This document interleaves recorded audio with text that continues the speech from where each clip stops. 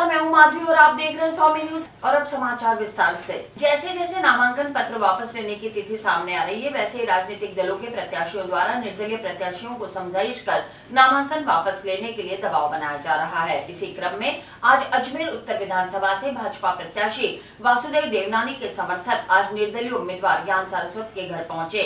यहाँ पर देवनानी समर्थकों द्वारा सारस्वत के साथ समझाइश की गई, लेकिन वो अपनी बात पर अटल रहे। उन्होंने कहा कि वह जनता के लिए चुनाव लड़ रहे हैं और पीछे हटने वाले नहीं हैं। उन्हें 36 कौम का समर्थन प्राप्त है। किसी दबाव में नहीं आऊंगा, किसी से नहीं डरता हूँ और कोई दबाव नहीं है। जो भी काम बात होगी वो प्रेम से ही बात होगी। दबाव और लालच, ये दो चीज तो मैंने मेरे जीवन में कभी किसी का नहीं सहा, मेरे पिताजी के और भगवान के अलावा नहीं। मैं आपको निवेदन कर रहा हूँ कि अभी मैं आज तक चुनाव लड़ रहा हूँ और चुनाव लड़ रहा हूँ। भाजपा से जुड़े ब्राह्मण समाज के कुछ लोगों ने आज अजमेर उत्तर विधानसभा क्षेत्र से प्रत्याशी वासुदेव देवनानी के समर्थन में निर्दलीय उम्मीदवार ज्ञान सारस्वत से मुलाकात कर बंद कमरे में चर्चा की। चर्चा के बाद वहीं बाहर उपस्थित लोगों द्वारा कयास भी लगाए जा रहे थे कि देवनानी समर्थक द्वारा ज्ञान सारस्वत को नामांकन पत्र वापस लेने या समझाइश के लिए बैठक की जा रही है। इस पर ब्राह्मण समाज के सुदामा शर्मा ने कहा कि उन्हें इस संबंध में किसी भी प्रकार की जानकारी नहीं है और किसी भी प्रकार का निर्णय लेने का अधिकार ब्राह्मण समाज की कोर कमेटी का है।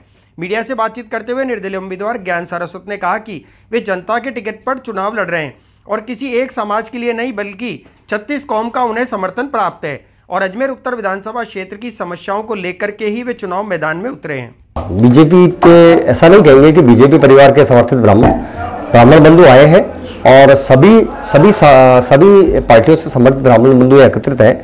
हो सकता है बीजेपी समर्थित ब्राह्मण मेरे साथी हैं, सारे मेरे भाई हैं, आप पहले भी थे, अब भी आगे भी रहेंगे। वो सब आए थे, हो सकता है वो कोई बात करने आए हो, लेकिन इसी बीच में समाज के और लोग आ गए, दूसरे समाज के लोग आ गए और यहाँ समर्थन में नारे लगने लग गए, तो बात पूरी नहीं हो पाई। चाय पी थी और वो आके बातचीत करी।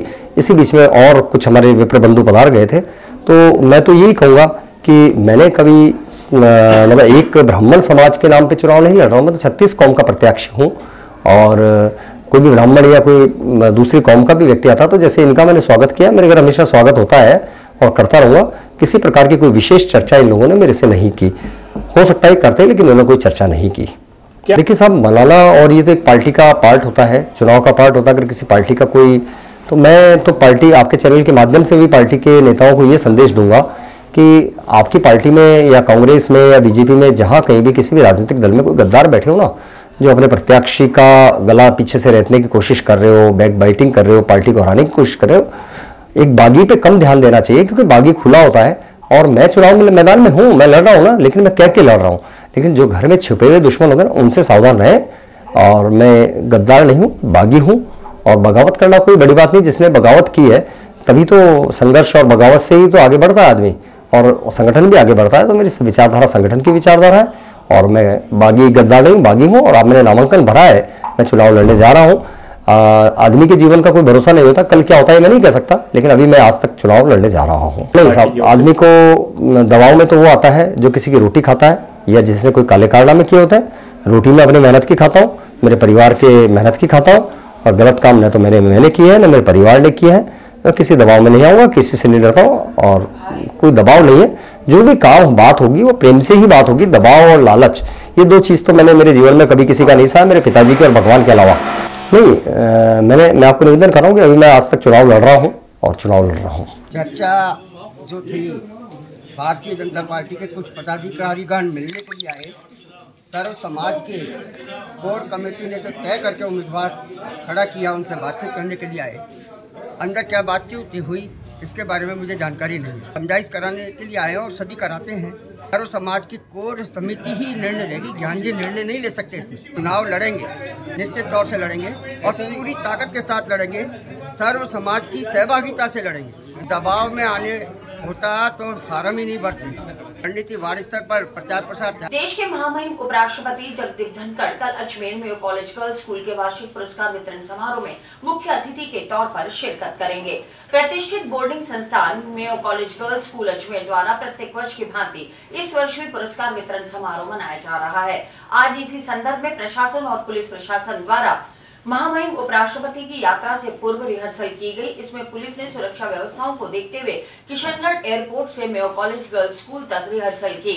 देश का प्रतिष्ठित बोर्डिंग संस्थान Mayo college girls school Ajmer प्रतिवर्ष की भांति इस वर्ष भी 6 नवंबर 2023 से 8 नवंबर 2023 तक 3 दिवसीय 35वां वार्षिक पुरस्कार वितरण समारोह मनाया जा रहा है। इस भव्य प्राइज गिविंग सेरेमनी में बतौर मुख्य अतिथि भारत के महामहिम उपराष्ट्रपति माननीय श्री जगदीप धनखड़ प्रतियोगी और अनेक क्षेत्रों में कॉलेज के द्वारा उत्कृष्ट कार्य करने वाले छात्राओं को पुरस्कृत करेंगे। आज इसी संदर्भ में प्रशासन और पुलिस प्रशासन द्वारा महामहिम उपराष्ट्रपति की यात्रा से पूर्व रिहर्सल की गई। इसमें पुलिस ने सुरक्षा व्यवस्थाओं को देखते हुए किशनगढ़ एयरपोर्ट से मेयो कॉलेज गर्ल्स स्कूल तक रिहर्सल की। नगर निगम कमिश्नर के नाम और मोबाइल नंबर से नगर निगम और स्मार्ट सिटी प्रोजेक्ट के अधिकारियों को फोन कॉल कर धमकाने के मामले में पुलिस ने पूर्व पार्षद अशोक मलिक और उसके पुत्र ध्रुपद को गिरफ्तार कर लिया। पुलिस ने जानकारी देते हुए बताया कि दोनों पिता पुत्र द्वारा अनेक एप्लीकेशंस का गलत इस्तेमाल कर अधिकारियों को धमकाया जा रहा था। नगर निगम कमिश्नर के नाम और मोबाइल नंबर से नगर निगम और स्मार्ट सिटी प्रोजेक्ट के अधिकारियों को फोन कॉल कर धमकाने के मामले में पुलिस ने पूर्व पार्षद अशोक मलिक और उसके पुत्र ध्रुपद को गिरफ्तार कर लिया। पुलिस ने जानकारी देते हुए बताया कि वर्तमान में चल रही अनेक प्रकार की एप्लीकेशन का गलत इस्तेमाल करते हुए दोनों पिता पुत्र ने जून महीने में करीब 2 से 3 बार फोन कर लोगों को धमकाया था। इस संबंध में नगर निगम कमिश्नर सुशील कुमार ने कोतवाली थाने में मुकदमा दर्ज कराया था। इस संदर्भ में पुलिस ने मामले में संज्ञान लेते हुए आरोपी पिता पुत्र को गिरफ्तार कर लिया। पुलिस दोनों से गहनता से पूछताछ कर रही है। ये दिनांक 16/8/2023 को नगर निगम के जो कमिश्नर साहब हैं उन्होंने मुकदमा दर्ज कराया था कोतवाली थाने में, और ये IT एक्ट के सेक्शंस में दर्ज था, इसलिए वहां पे सब इंस्पेक्टर इंचार्ज साहब हैं, इसलिए मेरे को इसकी तफ्तीश मिली थी। उन्होंने ये दर्ज कराया था कि मेरे फोन से कोई स्कूफिंग करके और मेरे फोन का मिसयूज कर रहा है। मतलब जिसको कॉल कर रहा था वो IAS जो कमिश्नर साहब है उनके नंबर प्रदर्शित हो रहे थे, जबकि उन्होंने किसी को कॉल नहीं किया।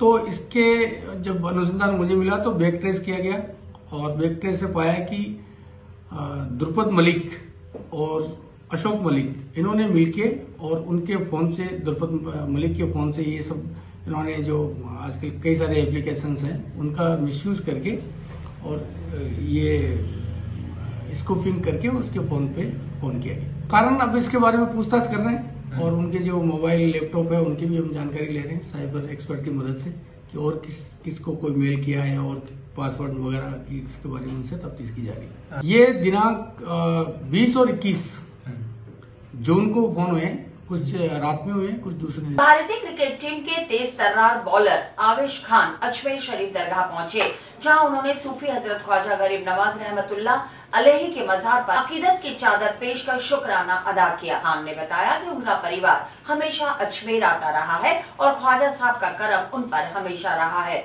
अब की बार वो विशेष तौर पर शुक्राना चादर पेश करने पहुंचे हैं और टीम इंडिया की कामयाबी की दुआ भी की है। भारतीय क्रिकेट टीम के तेज तर्रार बॉलर आवेश खान आज अजमेर शरीफ दरगाह पहुंचे, जहां उन्होंने सूफी हजरत ख्वाजा गरीब नवाज रहमतुल्लाह अलैहि की मजार पर अकीदत की चादर पेश कर शुक्राना अदा किया। आवेश खान एशिया गेम्स में गोल्ड मेडलिस्ट होने के बाद शुक्राना अदा करने अपने परिवार के साथ ख्वाजा साहब की दरगाह पहुंचे। यहां दरगाह के खादिम सैयद असगर अली ने उन्हें जियारत कराई और सैयद बाकर हाशमी ने उनकी कामयाबी की दुआ की। खान ने बताया कि उनका परिवार हमेशा अजमेर आता रहा है और ख्वाजा साहब का करम उन पर हमेशा रहा है। अब की बार वो विशेष तौर पर शुक्राना चादर पेश करने पहुंचे हैं और टीम इंडिया की कामयाबी की दुआ भी की है। इस तरह उन्होंने अपने जीवन में कामयाबी की दुआ भी मांगी। गौरतलब है कि आवेश खान ने वेस्टइंडीज़ के खिलाफ 20 फरवरी 2022 को 2020 अंतर्राष्ट्रीय में एंट्री की थी। आवेश खान के नाम IPL में इतिहास के सबसे महंगे अनकैप्ड प्लेयर होने का रिकॉर्ड भी है। जी वो गोल्ड मेडल जीत के आया था एशियन गेम से, तो उस टाइम मुझे टाइम नहीं मिला था क्योंकि मैचेस थे। तो अभी मैं फ्री हुआ हूँ, तो यहाँ पे मेरा गोल्ड मेडल जो एशियन गेम में हमने जीता था तो वो पेश करने आया था दरबार में। बस हाजिरी देना थी, और मैं हमेशा आते रहता हूँ और असगर भाई हमें हाजिरी कराते हैं हमेशा अल्हम्दुलिल्लाह अच्छे से। तो हमेशा हम महीने में या 2-3 महीने में हर बार ख्वाजा साहब के दरबार आते हैं, दुआएं करते हैं और मन्नतें लेके आते हैं, और ख्वाजा शाह साहब हमेशा उसको पूरी करते हैं। तो बस इसी तरीके से हम ख्वाजा साहब हमें बुलाते रहें तो और हम आते रहें। जी वर्ल्ड कप में इंडिया की पोजीशन काफ़ी अच्छी है, अपन लोग सेमीफाइनल के लिए क्वालिफाई हो गए और आज भी काफ़ी स्ट्रॉन्ग पोजीशन है साउथ अफ्रीका के अगेंस्ट। मैं ख्वाजा साहब से दुआ करूँगा कि हम इस बार वर्ल्ड कप 25 नवंबर को होने वाले राजस्थान विधानसभा विधानसभा चुनाव को लेकर राजनीतिक दलों और निर्दलियों द्वारा अजमेर के दोनों विधानसभा सीट से 17 नामांकन पत्र दाखिल किए गए थे, जिनमें से आज 2 नामांकन पत्र रिजेक्ट कर दिए गए। इस संबंध में अतिरिक्त निर्वाचन अधिकारी ने जानकारी देते हुए बताया कि आज नामांकन पत्रों की जांच की गई, जिसमें दोनों नामांकन पत्र में कुछ खामियां थी। इनमें एक नामांकन हिमनंदनी का और दूसरा नामांकन हेमंत भाटी द्वारा कांग्रेस प्रत्याशी के रूप में भरा गया था। 25 नवंबर को होने वाले राजस्थान विधानसभा चुनावों को लेकर राजनीतिक दलों और निर्दलियों द्वारा अजमेर की दोनों विधानसभा सीटों से 17 नामांकन पत्र दाखिल किए गए थे, जिनमें से आज 2 नामांकन पत्र रिजेक्ट किए गए। इस संबंध में अतिरिक्त निर्वाचन अधिकारी ने जानकारी देते हुए बताया कि नामांकन पत्र जमा कराने की अंतिम तिथि 6 नवंबर के बाद आज नामांकन पत्रों की जांच की गई, जिसमें से 2 नामांकन पत्रों को रिजेक्ट किया गया। उन्होंने बताया कि दोनों नामांकन पत्र में कुछ खामियां थी। इनमें एक नामांकन हिमनंदनी और दूसरा नामांकन हेमंत भाटी द्वारा कांग्रेस प्रत्याशी के रूप में भरा गया था, जिन्हें रिजेक्ट कर दिया गया है। यहाँ पर 17 नामांकन फॉर्म दाखिल किए गए थे, जिसमें 11 कैंडिडेट्स थे और उसमें से 2 फॉर्म्स यहाँ पर रिजेक्ट किए गए, जिसके रीजंस उनके फॉर्म में कुछ कमी पाई गई, उसके कारण रिजेक्ट किए गए। फॉर्म ए और बी में एक फॉर्म ए और बी अटैच नहीं किया गया था, इसलिए रिजेक्ट किया गया। और दूसरे फॉर्म में वो सब्स्टिट्यूट कैंडिडेट थे और इंडिपेंडेंट का जो पूरा रहता है कि ये क्राइटेरिया फुलफिल करना है, वो फुलफिल नहीं कर रहे थे। उनका श्रीमती हिमनंदिनी है और हेमंत भाटी जी का जो कांग्रेस वाला फॉर्म था वो। और इसके साथ ही समाचार बुलेटिन समाप्त होते हैं। मुझे दीजिए इजाजत, देखते रहें स्वामी।